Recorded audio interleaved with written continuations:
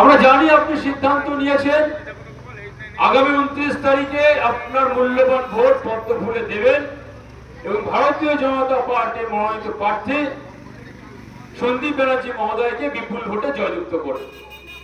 আপনার সিদ্ধান্তের যেন কোনো বিভ্রান্ত না হয়, কোনো পরিবর্তন না হয়। আমরা এই সভা করে যাওয়ার পর অনেক রাজনৈতিক দল এখানে মঞ্চ করে তাদের কথা বলতে আসবে, আপনাদের গোল গোল করে বোঝাবে, বিভ্রান্ত তৈরি করবে। সেই বিভ্রান্তের দিকে না গিয়ে আপনার সিদ্ধান্তকে আরো দৃঢ় করুন, কারণ এই লড়াইটা বাঁচার লড়াই বন্ধু। এই লড়াইটা বাঁচার লড়াই। লড়াইটা রাস্তায় দাঁড়িয়ে রাস্তায় নেমে বিজেপি কার্যকর্তারা করছে, পশ্চিমবঙ্গকে বাঁচাবার লড়াই করছে। আপনারা যারা বসে আছেন, যারা আমাদের সঙ্গে রাজনীতিটা করেন না, আপনার রাজনীতি করতে হবে না, কিন্তু পশ্চিমবঙ্গটাকে বাঁচাতে গেলে আগামী 29 তারিখ আপনাকে সকাল সকাল নেমে পদ্ম ফুল চিহ্নে ভোট দিতে হবে। কেন ভোট দেবেন? পশ্চিমবঙ্গকে বাঁচানোর জন্য। পশ্চিমবঙ্গের কি পরিস্থিতি আপনারা প্রতিনিয়ত টেলিভিশনের মধ্যে দিয়ে দেখছেন। আমার পূর্ববর্তী বক্তারা বলেছেন অনেকগুলো কথা। কেন পশ্চিমবঙ্গে আপনারা বিজেপিকে বেছে নেবেন? অন্য কোন রাজনৈতিক দল সারা ভারতবর্ষ তথা পশ্চিমবঙ্গের অন্য কোন রাজনৈতিক দল বলুন তো ভারত মাতা কি জয় বলে? কোন রাজনৈতিক দলের স্লোগান আছে ভারত মাতা কি জয়? একমাত্র ভারতীয় জনতা পার্টি বিজেপি তো বলে ভারত মাতা কি জয়। কারণ বিজেপি সবার আগে দেশের কথা বলে, দেশ সবার আগে, তারপর সংগঠন, তারপর পরিবার। ভারতীয় জনতা পার্টি বলে। অন্য রাজনৈতিক দল যারা এখানে সরকার চালাচ্ছে, তৃণমূল কংগ্রেস, তারা বলছে জয় বাংলা। বন্ধু, জয় বাংলা স্লোগানটা বাংলাদেশের স্লোগান, মুজিবুর রহমানের স্লোগান।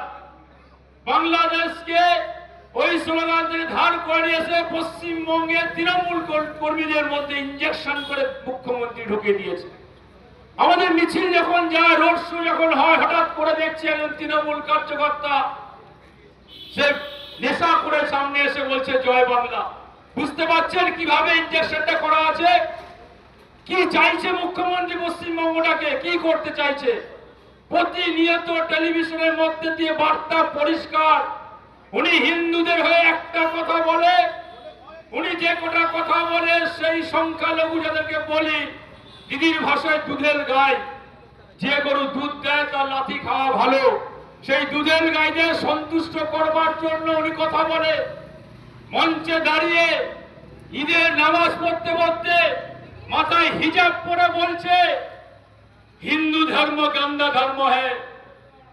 বুঝতে পারছেন মায়েরা, সনাতনীরা, আপনি যে ধর্মটাকে রক্ষা করবার জন্য ওই বাংলাদেশ থেকে বেরিয়ে এসছেন, কাটা তার বেরিয়েছেন, আপনার পিঠে এখনো কাটা তারের দাগ যায়নি। সেই বাংলাদেশ থেকে বেরিয়ে এসে এখানে ধর্ম রক্ষা করছেন, সমস্ত জমি সম্পত্তি পুকুর ছেড়ে দিয়ে। আজকে সেই ধর্ম আবার আক্রান্ত।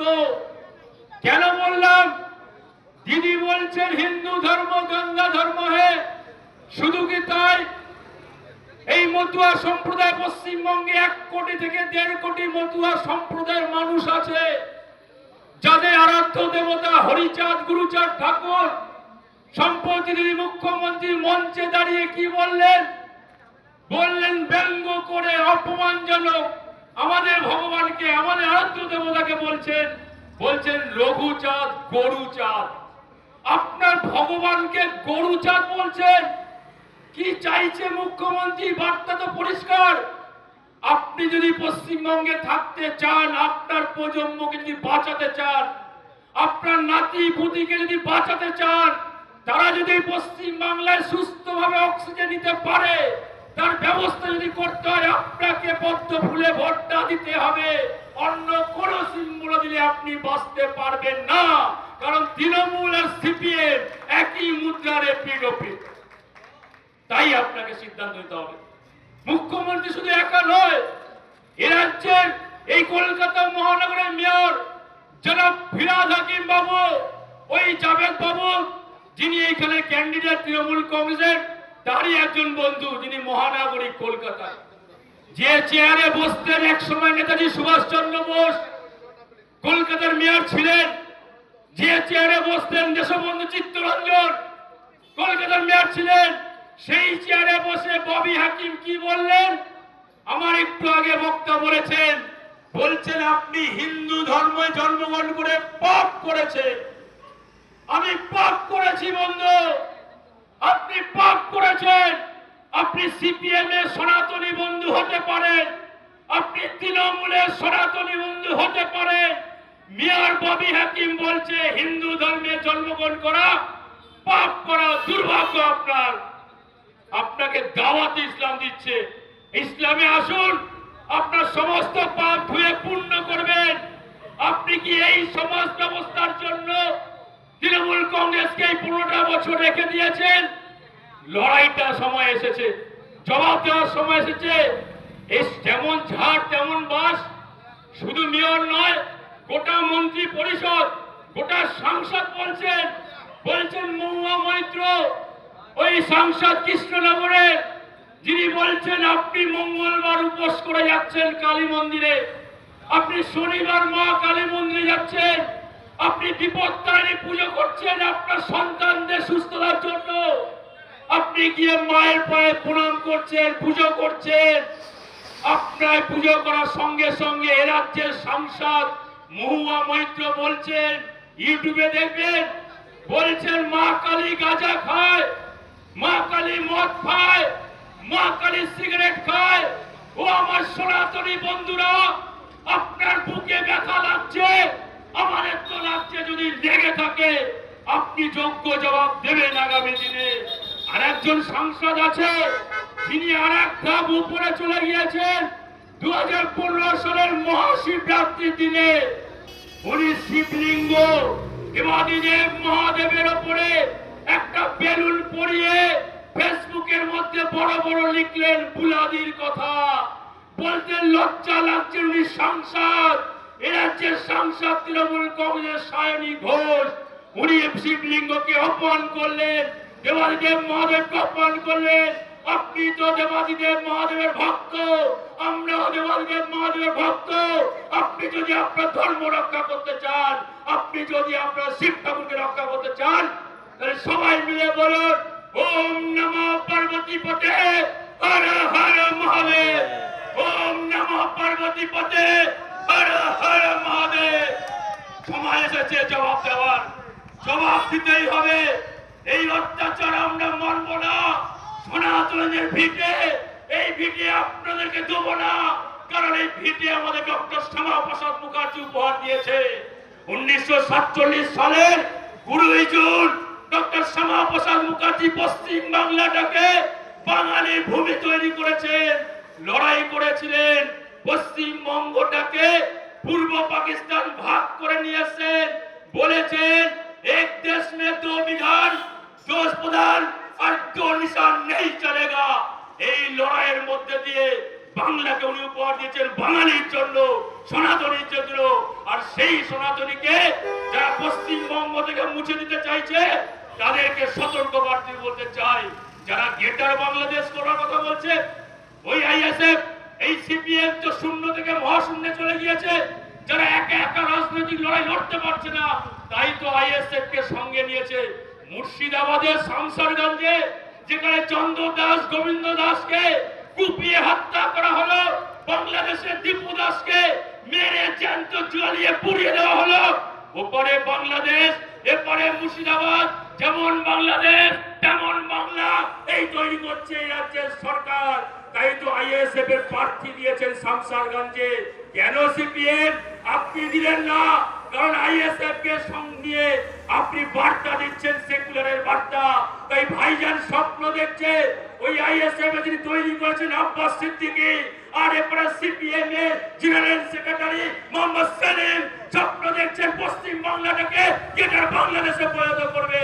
আর সেই স্বপ্নকে বাস্তবায়িত রূপ করবার জন্য এ রাজ্যের মুখ্যমন্ত্রী যিনি বলছেন জয় বাংলা, যিনি বলছেন খেলা হবে, তাদের সমস্ত স্বপ্ন দুঃস্বপ্নে পরিণত হবে যতক্ষণ ভারতীয় জনতা পার্টির একটা কার্যকর্তা রাস্তায় থাকবে। তাই দুটো লাইন বলবো, अगर दूध मांगोगे तो खीर दूंगा, अगर दूध मांगोगे तो खीर दूंगा, लेकिन पश्चिम बंगाल मांगोगे तो चीर के रख दूंगा, चीर के रख दूंगा, चीर के रख दूंगा। গণতান্ত্রিক প্রক্রিয়ার মধ্যে দিয়ে বন্ধু, কারণ আমরা গণতান্ত্রিক প্রক্রিয়ার মধ্যে দিয়ে সরকারে আসছি। তৃণমূল শেষ হয়ে গিয়েছে, তৃণমূল আর আসবে না, তৃণমূল মৃত জীবাশ্মে পরিণত হয়ে গিয়েছে। এ রাজ্যের সরকার চালাচ্ছে জিহাদিরা। তাই জিহাদিদের সতর্ক করবার জন্য আমার স্পষ্ট বার্তা স্পষ্ট করে বললাম। বন্ধু মায়েরা, যারা ভেবেছেন মহিলা মুখ্যমন্ত্রী হলে পশ্চিমবঙ্গ সুরক্ষিত হবে, সেই মায়েদের উদ্দেশ্যে বলতে চাই, মা আপনি কি সুরক্ষিত? এ রাজ্যের মুখ্যমন্ত্রী বলছে মা রাত 8টার পরে বেরাতে পারবেন না। মা রাজ্যের মুখ্যমন্ত্রী বলছেন দুর্গাপুরের জনসভায় দাঁড়িয়ে রাত 8টার পরে বেরালে আপনার নিরাপত্তা আপনাকে নিতে হবে। আপনি আপনার নিরাপত্তা আপনার কন্যাকে ছাড়তে পারবেন তো রাস্তায়? সে সঠিকভাবে বাড়ি ফিরছে কিনা আপনি সারা রাত ঘুমাতে পারবেন না যতক্ষণ আপনার কন্যা সন্তান আপনার বাড়িতে না প্রবেশ করছে। আজকে সেই দিন দেখতে হচ্ছে। এই দিনটি দেখার জন্য আপনি কি 15 বছর সরকারটাকে রেখে দিয়েছেন? এ রাজ্যের মুখ্যমন্ত্রী বলছেন রায়গঞ্জে যখন একজন মহিলাকে ধর্ষণ করে খুন করে দেওয়া হলো, মুখ্যমন্ত্রী বিচারের কথা আগেই বলে দিলেন, বললেন বিষ খেয়ে আত্মহত্যা করেছে।